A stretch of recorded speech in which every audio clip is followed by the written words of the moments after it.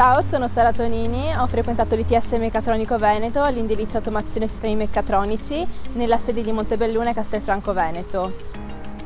Mi chiamo Chiara Gattone e mi sto diplomando nel corso di tecnico per l'automazione nella sede di Mestre. Ciao, mi chiamo Gioia Stiamiglio e ho frequentato il corso Innovazione Prodotti e Processi Meccanici presso la sede di Treviso.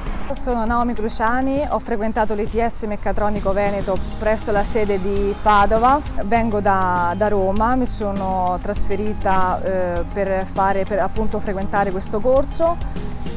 Ho fatto lo stage alla TechGest e ora sto cercando un lavoro, ma ho già davvero tante proposte in aziende grandi e anche multinazionali.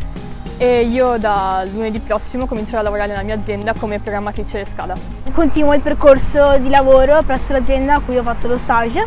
Ho fatto un anno di stage presso la Taitronic SPA dove mi occupavo di assemblaggio, programmazione e collaudo. E mi sono accorta che ci sono anche poche ragazze, però questa scuola va bene anche per le ragazze, comunque non è troppo difficile per chi è appassionato.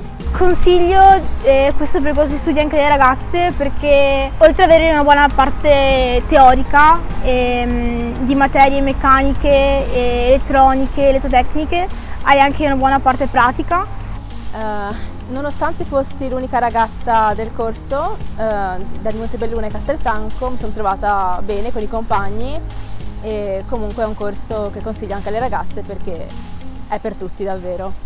Inizialmente mi ero iscritta all'università, facevo ingegneria meccanica, capii che non era la mia strada, poi ho trovato questa opportunità, mi sono poi iscritta e mi sono trasferita.